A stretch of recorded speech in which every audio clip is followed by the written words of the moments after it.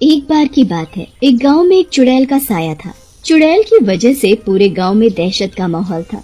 किसी भी गांव वाले को कुछ समझ नहीं आ रहा था कि इस चुड़ैल का क्या करें। एक दिन गांव वाले बैठे हुए बातें कर रहे होते हैं। क्या बताएं चंपक भैया, ना जाने किसकी नजर लग गई है। अपने गांव को रोज कोई न कोई हादसा हो जाता है। पता नहीं इस मनहूस घड़ी में चुड़ैल यहाँ आई। सही कह रहे हो रमेश भाई, अब तो इस गांव में रहने का ही दिल नहीं करता। हर समय जान का खतरा बना रहता है। तभी वहाँ पंकज नाम का गांव वाला आता है। उसके हाथ में एक पोटली होती है। पोटली देखकर चंपक पंकज से पूछता है, अरे पंकज भाई, कहाँ से आ रहे हो और तुम्हारे हाथ में पोटली कैसी? कहीं गांव छोड़ के तो नहीं जा रहे हो? क्या मजाक कर रहे हो चंपक भैया? गांव छोड़कर जाए मेरे दुश्मन? अरे मैं तो गांव के लिए सुरक्षा कवर लेने गया था। पंकज की बात सुनकर गांव वाले सोच में पड़ जाते हैं। अब पंकज भाई, हम सब लोग आपकी तरह अंग्रेजी तो जानत नहीं है। कृपा करके बताओ क्या लाए हो सुरक्षा के लिए? पंकज सब गांव वालों को गांव के बाहर ले जाता है और गांव आने वाले रास्ते पर पोटली से भभूत निकालकर छिड़क देता है। गांव वाले ये सब बड़ी हैरानी से देख रहे होते हैं। अरे भैया, तुम तो कौनो कवच कह रहे थे, ये सब का है? अरे भाई, यही तो है अपना सुरक्षा कवच। अब वो चुड़ैल इसके अंदर नहीं आ सकेगी, चाहे जो कुछ भी कर ले। हाँ। फिर गांव वाले वहाँ से चले जाते हैं। उधर रात में चुड़ैल गांव के अंदर आने की कोशिश करती है, लेकिन चाहकर भी अंदर नहीं जा पाती। ये सब देखकर चुड़ैल को गुस्सा आ जाता है और वो गुस्से में बोलती है, ये गांव वाले कुछ ज्यादा ही होशियार बन रहे हैं, इनकी होशियारी निकालनी पड़ेगी। अगले कुछ दिनों तक कुछ नहीं होता। गांव वाले सोचते हैं कि उन्हें चुड़ैल से छुटकारा मिल गया। लेकिन एक रात आसमान में जोर से बिजली कड़कती है। गांव वाले बिजली की आवाज सुनकर डर जाते हैं। तभी रमेश अपनी पत्नी रमा से कहता है, भगवान, लगता है बड़े जोरों की बारिश आने वाली है। बाहर जानवर भीग जाएंगे, उन्हें उनके अस्तबल में बांध आता हूँ। लेकिन जैसे ही रमेश घर से बाहर निकलता है, उसे अपने चारों तरफ नोट दिखाई देने लगते हैं। रमेश नोट देखकर जोर से चिल्लाने लगता है, नोटों की बारिश। इतने नोटों की बारिश। लगता है भगवान हम लोगों पर कुछ ज्यादा ही मेहरबान है। इतने नोट, इतने।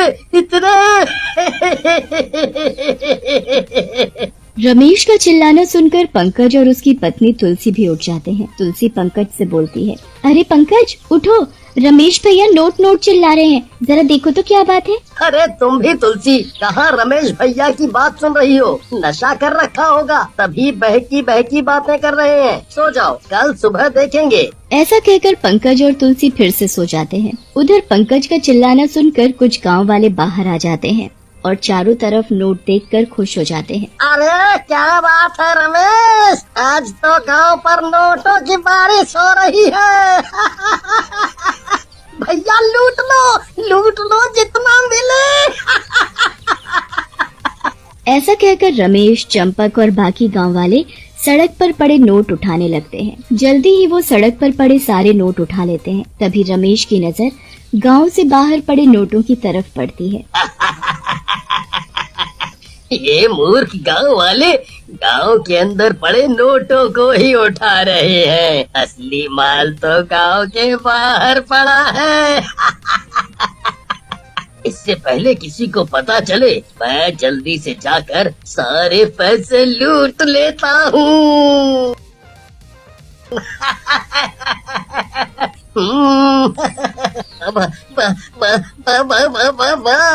रमेश लालचवश गांव से बाहर निकल जाता है और नोट उठाने लगता है। जल्दी ही वो काफी सारे नोट उठा लेता है, लेकिन तभी वहाँ चुड़ैल आ जाती है।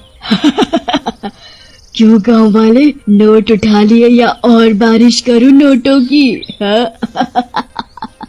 चुड़ैल को देखकर रमेश समझ जाता है कि ये सब चुड़ैल का किया धरा है।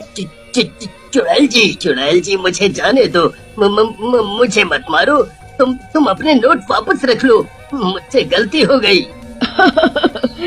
ये नोट तो आप ही रखो, मुझे तो आपकी जान चाहिए, जान। ऐसा कहकर चुड़ैल रमेश को मारकर उसका शरीर लेकर वहाँ से गायब हो जाती है। अगले दिन रमेश की पत्नी रमा घर के बाहर खड़े होकर रोने और चिल्लाने लगती है। अरे ना जाने कहाँ चले गए, नोट लूटते लूटते गायब ही हो गए, पता नहीं कहाँ चले गए, कोई ढूंढो रे, कोई ढूंढो। तभी वहाँ चंपू नाम का एक गांव वाला आता है। अरे रमा दीदी, आप भी फालतू में चिंता कर रही हो। अरे नया नया पैसा लूटा है रमेश भैया ने, आए कहीं मजे ले रहे होंगे। आप रो मत, हम आए ना यहाँ पर। चंपू की बात सुनकर रमा को गुस्सा आता है और वो चंपू को पकड़कर बोलती है, रुक करम चले, तुझे बताती हूँ अभी। एक तो मेरा पति लापता है, ऊपर से तुझे मजाक सूझ रहा है। रमा चंपू को पीटने लगती है। अरे अरे अरे अरे मर गया रे। अरे भाभी छोड़ो मुझे, मैं तो मजाक कर रहा था। माफ कर दो मुझे। तभी वहाँ तुलसी और पंकज आ जाते हैं। रमा रोते रोते सारी बात पंकज को बताती है। रमा की बात सुनकर पंकज बोलता है, नोटों की बारिश? लेकिन नोटों की बारिश कैसे हो सकती है? मुझे इसमें कुछ गड़बड़ लगती है। तभी वहाँ खड़ा गांव वाला कल्लू गुस्से में बोलता है, पंकज भैया, आपको तो हर बात में गड़बड़ ही लगती है। गांव वालों के साथ कुछ अच्छा हो जाए बस। अरे हरे हरे नोट बरसे थे, मैंने खुद लूटे थे। मैं तो कहता हूँ रोज ऐसी बारिश होनी चाहिए। गांव वालों को गुस्से में आता देख पंकज वहाँ से चला जाता है। उधर उसी रात गांव वाले लालच के कारण सो नहीं पाते और घर के अंदर लेटे लेटे बारिश होने का इंतजार करने लगते हैं। आज एक बार फिर नोटों की बारिश हो जाए तो मजा ही आ जाएगा। मैं तो अंबानी के बराबर का रईस बन जाऊंगा एक दिन में ही। तभी बादलों के कड़कने की आवाज आती है। आवाज सुनते ही गांव वाले बाहर की तरफ भागते हैं। बाहर आते ही गांव वालों को आसमान से नोटों की बारिश दिखती है। गांव वाले बिना सोचे समझे नोट लूटने लगते हैं। आजकल तो भगवान जी मेरी हर बात सुन रहे हैं। लगता है वो चाहते हैं कि मैं अंबानी बनूं। उधर गांव वाले नोट लूट रहे होते हैं। इधर कल्लू और नोटों के लालच में गांव से बाहर निकल जाता है और जैसे जैसे वो गांव से दूर जाता है उसे और नोट मिलते रहते हैं। कल्लू नोट उठाते उठाते थक जाता है और एक जगह बैठ जाता है। अरे बाप रे, मैं तो थक गया नोट उठाते उठाते। रुक जाऊं, आराम कर लूं, फिर उठाता हूँ नोटों को। लेकिन जैसे ही कल्लू बैठता है वहाँ चुड़ैल आ जाती है। क्यों कल्लू, इतनी जल्दी थक गया? अंबानी कैसे बनेगा? अभी तो कितने नोट लूटने हैं। कल्लू चुड़ैल को देखकर बोलता है, ओह, तो ये सब तुम्हारा किया धरा है। तुम गांव के अंदर नहीं आ पा रही हो तो पैसों के लालच में गांव वालों को बाहर बुला रही हो। अरे वाह, तुझे तो बहुत जल्दी अकल आ गई। लेकिन अफसोस, ये सब बताने के लिए तू जिंदा नहीं बचेगा। ऐसा कहकर चुड़ैल कल्लू को भी मार डालती है और उसकी लाश को लेकर वहाँ से चली जाती है। फिर ऐसा कई दिनों तक होता रहता है। रोज रात को नोटों की बारिश होती और कोई न कोई गांव वाला गांव से गायब हो जाता। ये सब देखकर पंकज अपनी पत्नी तुलसी से बोलता है, तुलसी, ये हो न हो चुड़ैल का किया धरा है, लेकिन ये बेचारे गांव वाले पैसों के लालच में कुछ सुनना ही नहीं चाहते। लगता तो मुझे भी ऐसा ही है, लेकिन हम भी क्या कर सकते हैं जब कोई कुछ सुनना ही नहीं चाहता। लेकिन हम ऐसे अपने गांव वालों को मरने के लिए भी तो नहीं छोड़ सकते, चाहे कुछ भी हो। फिर पंकज तुलसी को अपनी योजना बताता है। उसी रात गांव में फिर से नोटों की बारिश शुरू हो जाती है। पंकज और तुलसी भी नोट उठाने लगते हैं और उठाते उठाते गांव के बाहर चले जाते हैं। जैसे ही वो दोनों गांव से कुछ दूरी पर पहुंचते हैं, चुड़ैल वहां जाती है। अरे वाह, आज तो आदमी के साथ एक लालची औरत भी आई है। वाह, मजा आ गया। लेकिन चुड़ैल को देखकर पंकज और तुलसी मुस्कुराने लगते हैं। तुम दोनों मुझे देखकर मुस्कुरा क्यों रहे हो? तुम्हें मुझसे डर नहीं लगता? तुझसे और डर? चुड़ैल जी, इस गांव से मैंने ही आपको निकाला था और इस दुनिया से भी मैं ही आपको निकालूंगा। तो तू था वो जिसकी वजह से मुझे ये सब करना पड़ा। मैं तुझे जिंदा नहीं छोड़ूंगी। ऐसा कहकर चुड़ैल पंकज की तरफ बढ़ती है। लेकिन तभी तुलसी चुड़ैल के पेट में त्रिशूल मार देती है। त्रिशूल के लगते ही थोड़ी देर में चुड़ैल जलकर भस्म हो जाती है। परी और खुशी को लेकर सड़क पर बेसहारा चलती रहती है और अचानक बेहोश हो जाती है। माँ, क्या हुआ माँ? आंखें खोलो। दीदी, माँ को क्या हो गया? देखो ना, माँ कुछ बोल ही नहीं रही। खुशी, तू माँ के पास ही रुक, मैं किसी को मदद के लिए बुला कर लाती हूँ। परी आसपास के सभी घरों के दरवाजे बजाने लगती है। आंटी जी, मेरी मदद करो ना, मेरी माँ बेहोश हो गई है और वो कुछ भी नहीं बोल रही है। चल जा यहाँ से, पता नहीं कहाँ से आ जाती है उठकर। परी जिसके भी दरवाजे पर मदद के लिए जाती, लोग अपना दरवाजा बंद कर लेते। परी रोने लगती है और वापस मालती के पास आ जाती है। खुशी, कोई भी हमारी मदद नहीं कर रहा, अब हम क्या करें? तभी परी को सामने एक चाय की दुकान नजर आती है। वो वहाँ जाकर मदद मांगती है। बाबा, वहाँ सामने मेरी माँ बेहोश पड़ी है, मेरी मदद करो। कहाँ पर है तुम्हार माँ? रुक, मैं छाता ले लूं। अरे ये तो सच में बेहोश है रे। अरे सुखिया, अरे तनिक जल्दी आ, यहाँ ये औरत बेहोश पड़ी है। अजी आती हूँ। हे राम, जल्दी उठाओ, लगता है बारिश में कब से भीग रही है। बंसी नाम का चाय वाला अपनी पत्नी सुखिया के साथ चाय की दुकान चलाता था। वो दोनों मिलकर मालती को उठाकर दुकान पर लाते हैं।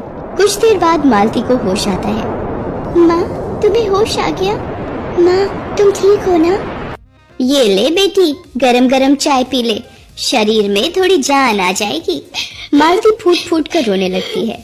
सुखिया के पूछने पर वो सारी बात बताती है, जिसे सुनकर बंसी और सुखिया बहुत दुखी होते हैं। कैसा जालिम आदमी है, फूल सी दो बच्चियों पर भी जरा तरस न आया कमबख्त को। मुझे अपनी बच्चियों के भविष्य के लिए जीना है, बस अब मुझे कोई काम मिल जाए तो इन दोनों की देखभाल कर पाऊंगी। दिल छोटा मत कर बिटिया, कोई ना कोई काम मिल ही जाएगा।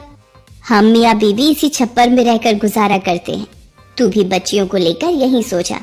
मालती परी और खुशी को लेकर उसी छप्पर के नीचे सो जाती है। अगले दिन, अम्मा, अब मैं चलती हूँ, आपका बहुत बहुत शुक्रिया, कल आपने हमारी इतनी मदद की। अरे सुखिया, वो पिछली गली में जो मालकिन रहती है, वो अपने घर के झाड़ू पोछे के काम के लिए कह रही थी ना। सुखिया को याद आता है और वो मालती को काम दिलवाने के लिए ले जाती है।